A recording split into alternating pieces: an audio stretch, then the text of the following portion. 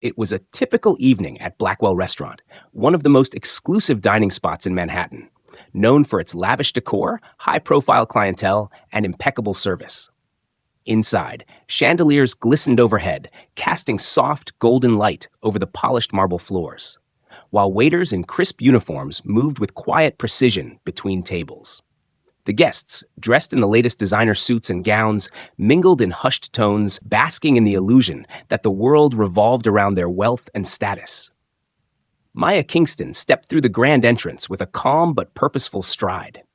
At first glance, she could have blended into the crowd of well-heeled patrons, but it only took a second for the staff to notice her, specifically the hostess, whose pleasant smile faltered as she scanned Maya from head to toe. The unspoken assumptions were clear in her eyes, and Maya could sense the judgment in the air. "Table for one?" the hostess asked, her voice thin with condescension, masking a barely noticeable sneer. Maya didn't let it bother her. She knew that people like this, with their narrow definitions of wealth and class, often had trouble seeing beyond the surface. She had expected it. She always did. But what she didn't expect was the way the other patrons reacted. Eyes flickered toward her with curiosity, then quickly dropped as if they feared being associated with someone out of their league. The hostess led her to a table near the center of the room, where she was seated between two prominent businessmen discussing some recent mergers. Their conversation faltered when they saw Maya, their expressions tightening with disdain as they continued to glance at her, as though she was out of place. As if sensing that they weren't the only ones who felt the weight of Maya's presence, other diners, mainly women, sized her up with barely veiled judgment. Maya tried to ignore them, shifting her focus to the menu, but the low murmurs reached her ears, each word dripping with casual racism. "She must be in the wrong place," one man whispered to his companion, his voice just loud enough for Maya to hear. "How did she get a reservation here?" "Probably a mistake," the woman next to him added, her eyes scanning Maya with a mix of confusion and distaste. "I highly doubt she could afford it." Maya felt the sting of their words, but she didn't flinch. Instead, she smiled to herself, her hands clasped on the table as she waited for her meal to arrive. This wasn't the first time she'd been underestimated, but tonight, she had a plan. A plan that would not only show these people just how wrong they were, but would remind them that their judgments were meaningless in the grand scheme of things. She leaned back in her chair, watching them whisper and glance in her direction, biding her time. The only question left was how much longer they'd continue to play this game before she turned the tables. Maya's patience wore thin as the comments continued to pile up.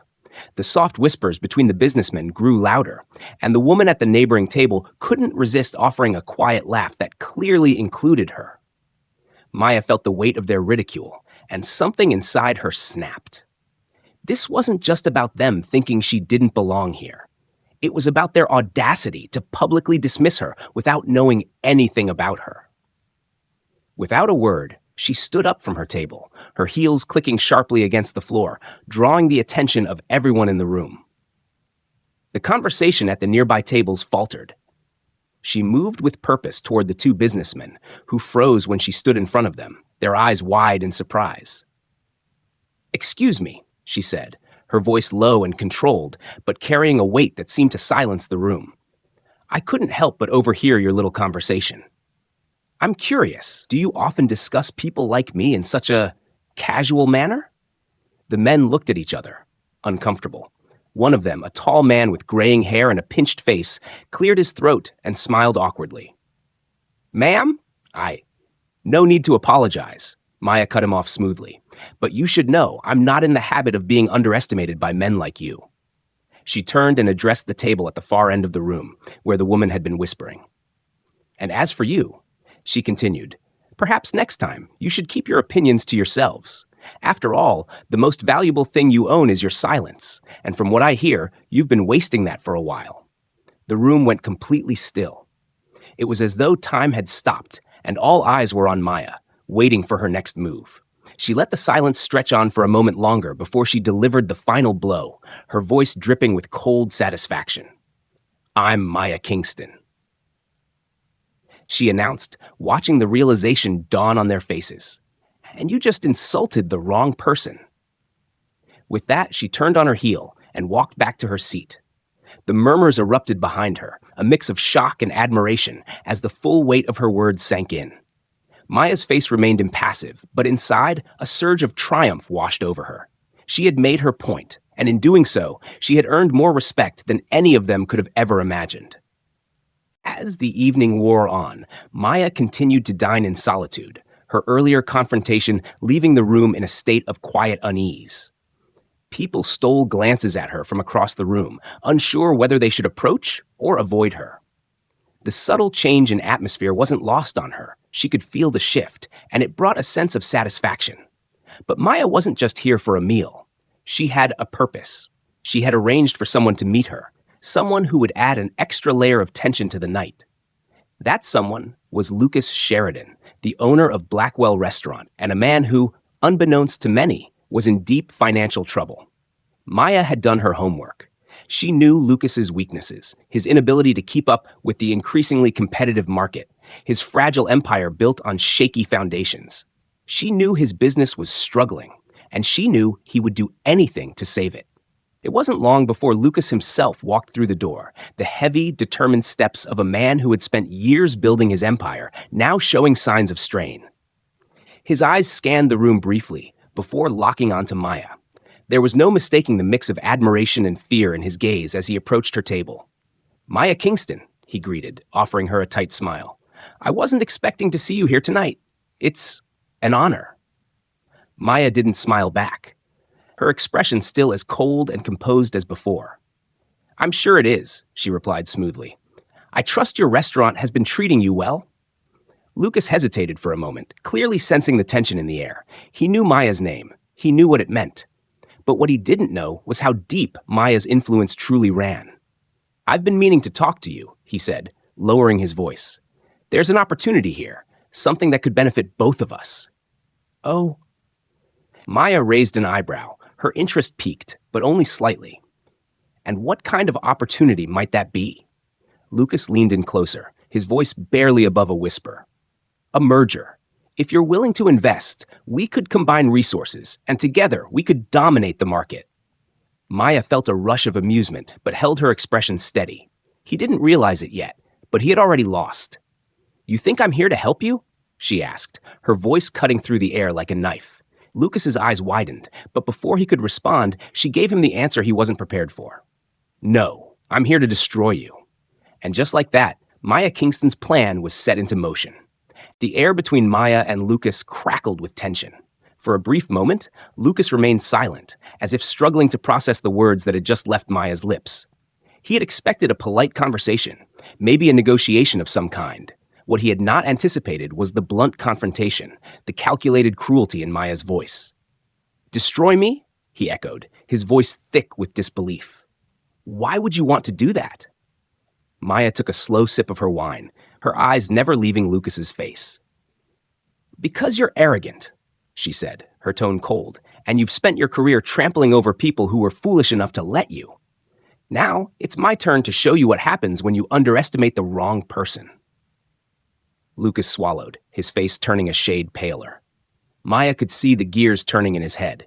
He knew who she was, and he had to know that crossing her wasn't just dangerous, it was potentially disastrous. He was a businessman, not an idiot. "All right," Lucas said finally, leaning in closer, lowering his voice even further. "Then let's work together. My restaurant is struggling, and I need capital more than you could imagine. I've got connections, assets, everything that would be useful to you. Together, we could control the market." Maya smiled faintly, but there was no warmth in it. "What makes you think I would want to work with someone like you?" she asked. "You're failing. You've been failing for years, and you've been covering it up with flash and show. If I wanted to save a sinking ship, I'd buy a yacht instead." Lucas shifted uncomfortably in his seat, trying to maintain his composure. "Please, Maya. Think about it. I know you want power, and I can give you that. Your father is strong in the business world, but he's not invincible. We could help each other." Maya's expression softened slightly, but only in mock sympathy. No, Lucas. You see, the problem with you and people like you is that you always think you can buy your way out of things. But you can't. Not this time. She leaned back in her chair, watching him squirm. Your business practices are old, outdated. People know what you've been doing behind closed doors.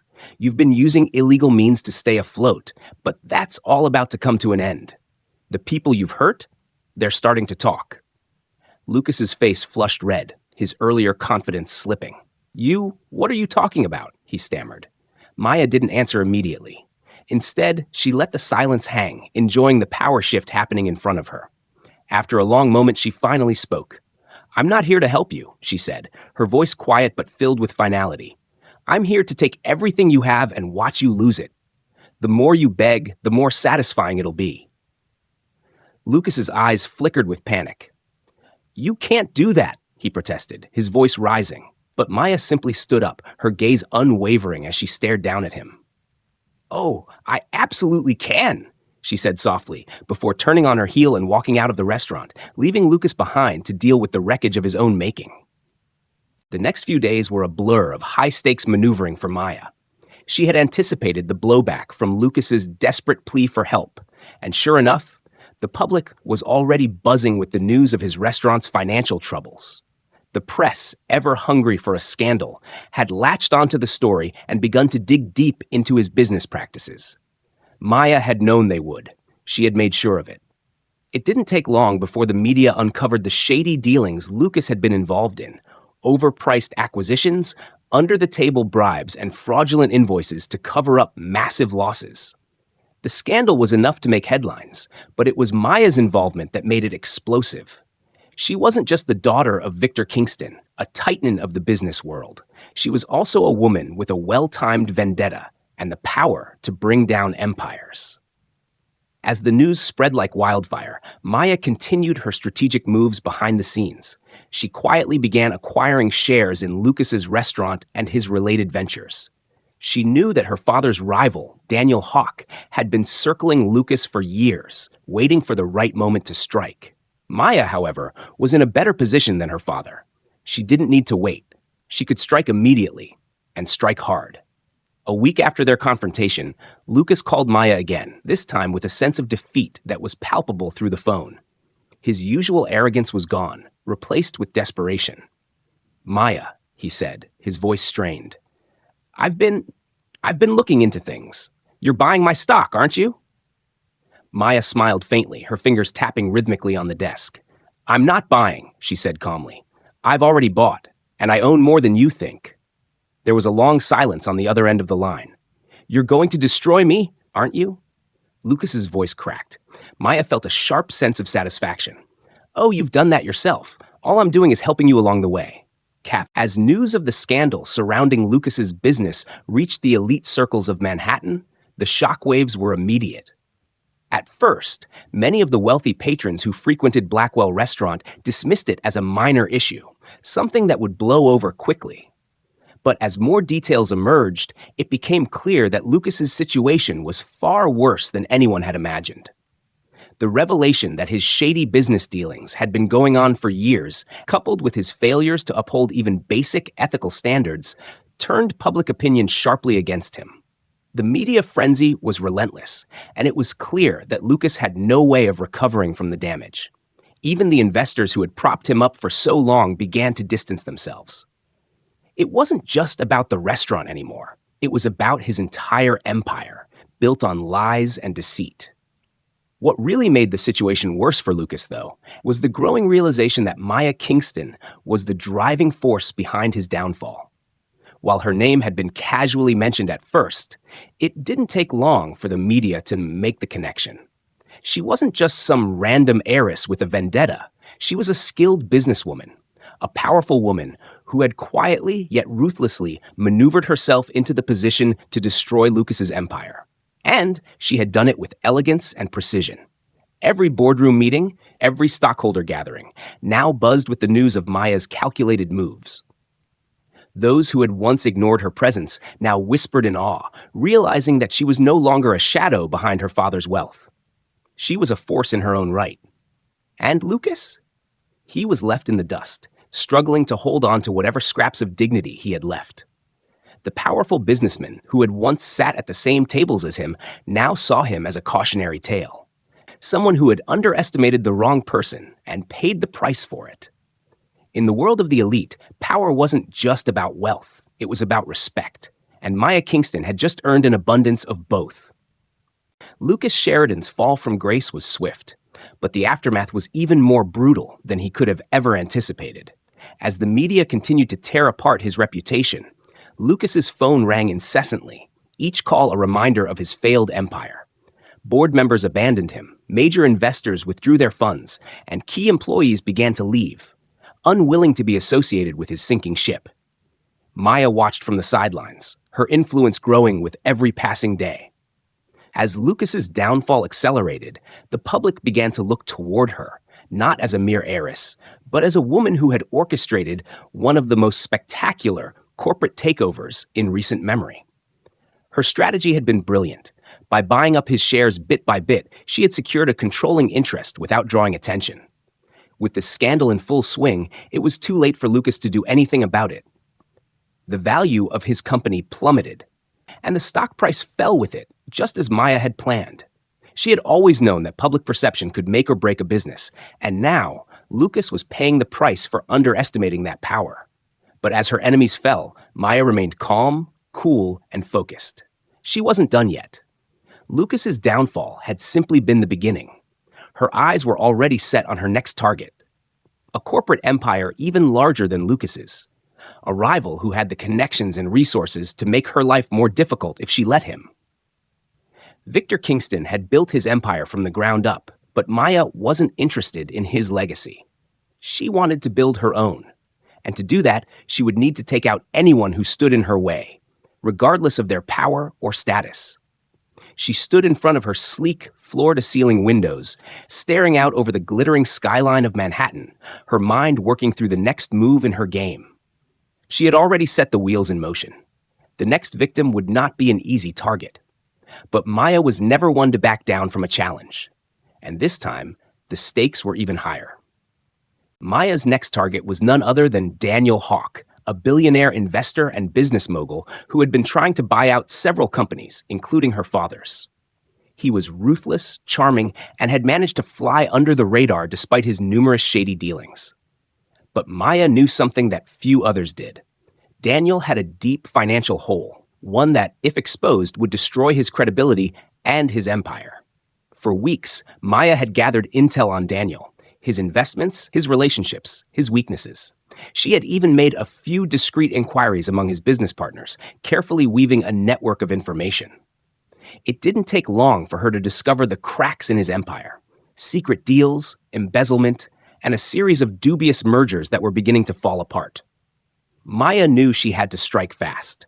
The longer she waited, the more Daniel would be able to cover his tracks.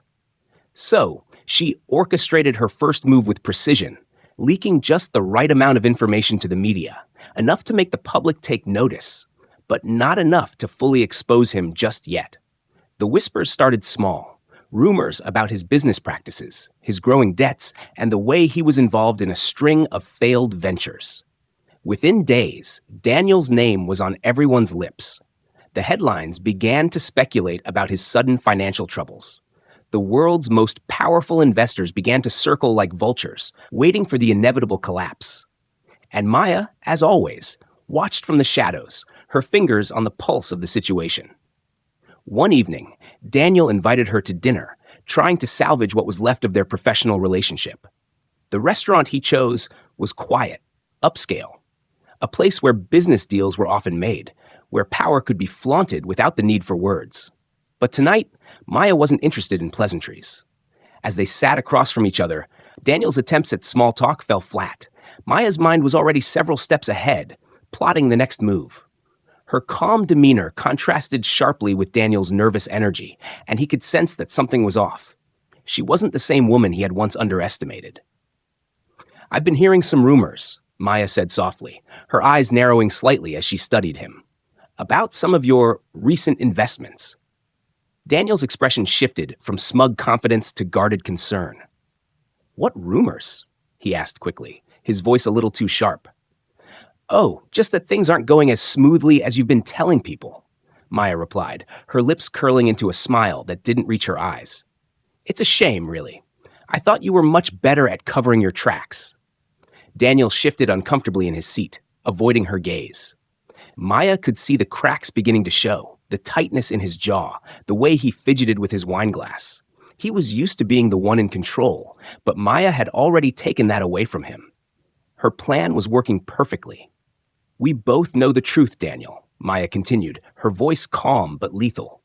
I'm sure you'll find a way out of this, or perhaps you'll just let it all unravel. Either way, you're done. Daniel's face turned red with anger and embarrassment. You're out of your mind, he spat. You think you can just ruin me? Maya leaned in closer, her eyes locking onto his with a cold intensity. I don't have to ruin you, Daniel. You're already ruining yourself. I'm just here to make sure the world knows it. With that, Maya stood, leaving Daniel in the restaurant with the weight of his imminent downfall hanging in the air. She had dealt him his first blow, and from this point on, there would be no turning back. The following weeks were a whirlwind of revelations and consequences. The rumors that Maya had carefully planted about Daniel's shady business dealings began to snowball, and soon the media had more than just speculation. Whistleblowers came forward. Former business partners and employees who had been silenced for years suddenly spoke out, revealing the truth behind Daniel's empire. Maya had been working in the background, pulling strings and making sure the truth came to light at the most opportune moment. She had already made moves to secure the information needed to expose him fully. Secret financial documents, emails, and testimonies from people who had witnessed his illegal practices. The public was shocked when the full extent of Daniel's deceit came to light. It wasn't just about the failed investments or the lies. Daniel had been manipulating the market, hiding losses, and using inside information to further his own wealth. The scale of his corruption was staggering, and soon, investigations were launched. Investors and partners who had once stood by him began to flee, pulling their money out before the collapse was complete. Daniel's reputation, once untouchable, was in tatters. The media gleefully reported on his downfall, portraying him as a greedy and ruthless businessman who had finally met his match. But Maya was the one pulling the strings behind the scenes, the one who had orchestrated this masterpiece of destruction. As she watched the storm unfold from the comfort of her office, Maya felt a sense of satisfaction. Daniel was finished, just like Lucas. But unlike Lucas, Daniel wasn't going to simply fade away. No, he would fight back, and that made her plan all the more thrilling. Maya wasn't just playing a game of business anymore. She was in the middle of a high-stakes war, and the battlefield was only going to get more dangerous. But as always, Maya Kingston was ready for the challenge. Maya's reputation as a formidable businesswoman had now spread across the globe. Her rise had been swift, her tactics ruthless, and her success undeniable. Yet, despite her triumphs, there was still one lingering obstacle: Victor Kingston, her father. Victor had always been her silent shadow, looming over her ambitions, reminding her that nothing she did could ever surpass his legacy. Despite her achievements, he remained the pillar of the Kingston Empire. And she knew that if she wanted to break free from his dominance and build her own empire, she would have to outsmart him. But Maya was no longer the young woman who sought his approval. She had grown into a power unto herself. And now it was time for her final act, to overthrow the man who had raised her, to show the world that Maya Kingston was not just his daughter, but her own force to be reckoned with. With the pieces of her empire in place, Maya was ready for the ultimate confrontation. The final battle was about to begin, and this time there would be no turning back. The city that never sleeps hummed with the sounds of success and failure, of dreams and shattered ambitions. And amid it all stood Maya Kingston, a woman who had outgrown her father's shadow and carved her name into the fabric of the business world in a way that was undeniable. Victor Kingston, once the king of Manhattan's elite, had been forced to acknowledge what he had never expected. His daughter was no longer a mere heiress to his empire. She had become the empire. It was a crisp autumn evening when Maya finally stood at the top of the sleek skyscraper she had purchased with the culmination of years of strategic planning and quiet warfare. The city below glittered with lights, but her eyes were focused on the horizon, where new challenges awaited. For Maya, there was no resting on her laurels. She wasn't content to simply win. She wanted to build, to grow, to reshape the world in her image. As her father's legacy crumbled, Maya's rose to unprecedented heights. Her power was now absolute, her empire vast. She had taken down men like Lucas Sheridan, ruthless businessmen like Daniel Hawk, and even her own father. Each move calculated, each decision precise. But more than that, she had done it on her own terms. The media had labeled her as the Queen of New York, and while that title may have flattered some, Maya saw it as just another stepping stone. She was not bound by anyone's expectations, not by a man's approval, and certainly not by the limitations of the past. Her name became synonymous with power and control, but it was her mind, her strategy that set her apart. People feared her, admired her, and envied her, but none dared to challenge her. The game had changed, and Maya Kingston was the one holding the reins. In the quiet of her office, as the city lights twinkled far below, Maya allowed herself a rare moment of satisfaction. The pieces were in place, the plan executed flawlessly, and in the end, it wasn't just about winning. It was about rewriting the rules of power, about ensuring that her legacy would be remembered not for who she had been, but for who she had become. Maya leaned back in her chair, the weight of her decisions heavy but satisfying. She had won the war, and the world was hers for the taking. And in that moment, she smiled, because the story of Maya Kingston was just beginning.